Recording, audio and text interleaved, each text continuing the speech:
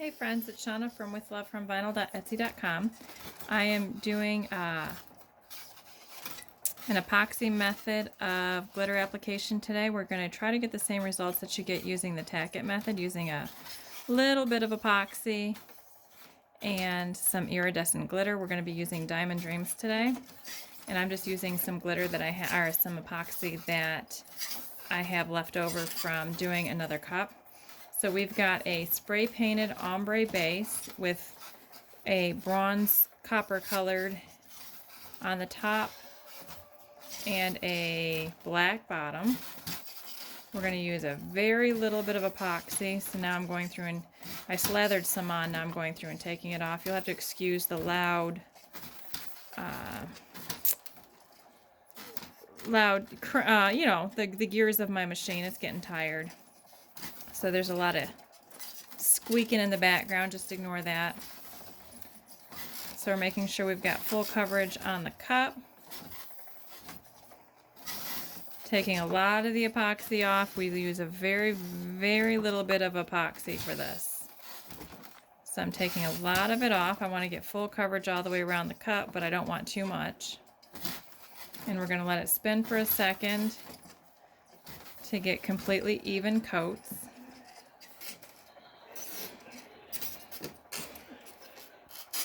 Still taking epoxy off.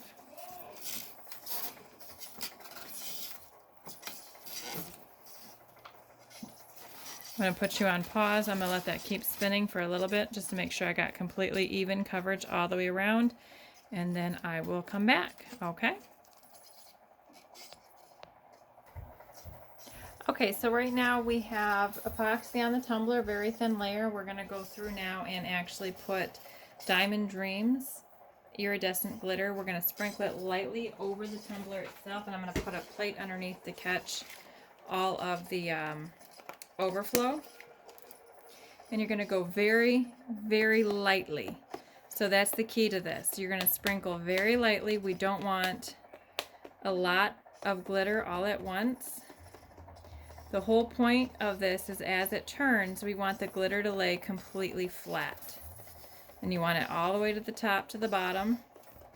So as the epoxy levels out, your glitter will flatten out, and that is how you get that really interesting color shift look, where the glitter will take on the colors of the ombre beneath it, and it'll give you a neat and interesting effects compared to what you're used to using this glitter in the standard application method. So you get the look that's very similar to a Tack method. I mean, as you can see, it's very light. You don't want it piled on there or layered on there. You want to give it time to flatten out as it spins.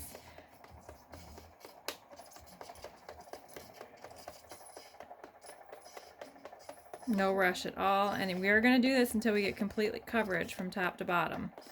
But you want it to be very light as we put it on to make sure that the coverage that we're getting is allowing the glitter to go flat. And in a single layer.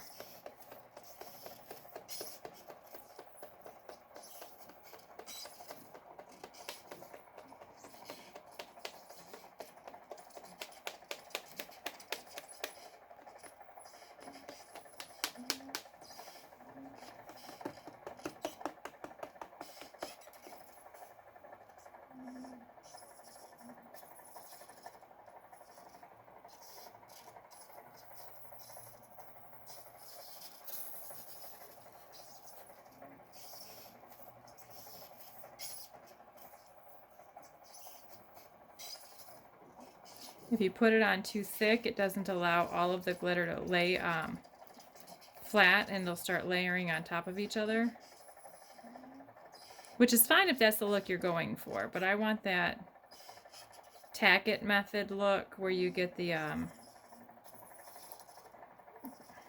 if you're using a holographic glitter, you get the holographic effect, but because I'm using an iridescent glitter, it gives a completely different look. And it's really neat over that spray painted ombre base. If you feel like you're getting a little thick, you can give it a second and let it even out some as it spins.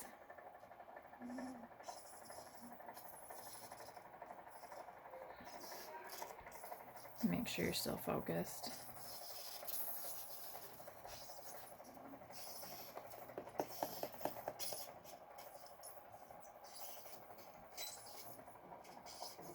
You gotta be patient when you do this. You don't want to dump it all at once or you'll lose the effect.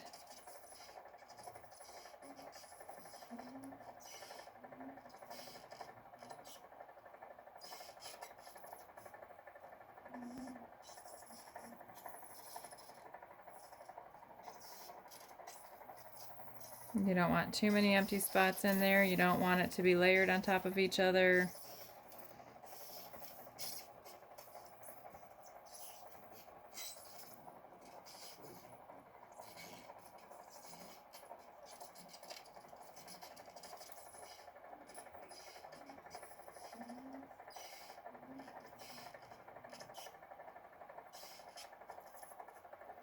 And I'm going to take a pause for a second, let it spin a couple of times to start evening out the glitter that's on there.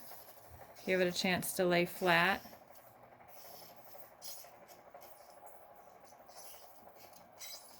As it keeps spinning.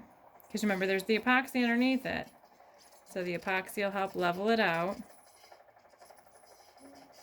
Spread it out a little bit, get it to lay flat.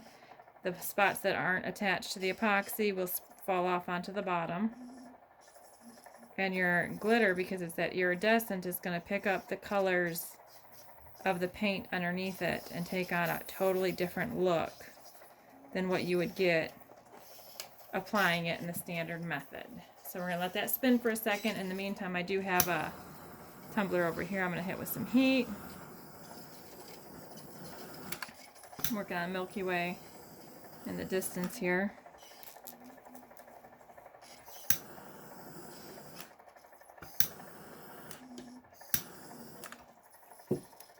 So we're letting this spin out. You can see that iridescent green that's coming.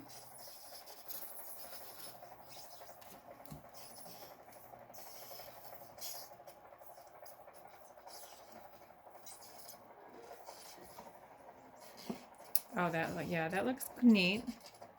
Let's see. It's kind of hard to see. Let me try this light on here. I don't know if that gives you the different. No, it's just a lot of light. Okay, we're going to turn that light off again.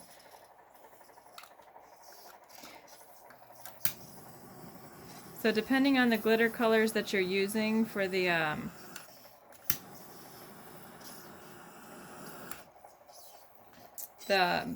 base paint, you'll get different looks with the different color glitters that you use. So this one, like I said, it is a black base, so you get this really cool green look at the bottom. And this was a copper top. I did not do that on purpose, but what can I say? So you get two different, very different looks with the two different color glitters. I'm going to try turning this light off here to see if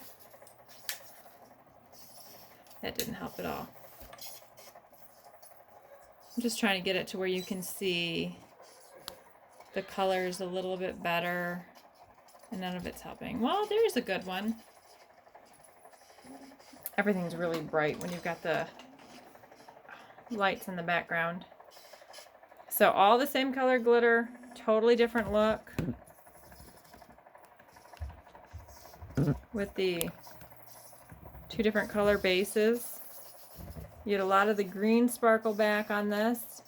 You can see a lot of the copper come through here. Now this is the same glitter that is used in this cup. Let me try to reverse a little bit. Now this cup is the exact same glitter, that's the Diamond Dreams, over a white base and a dusty rose base, and applied the same way.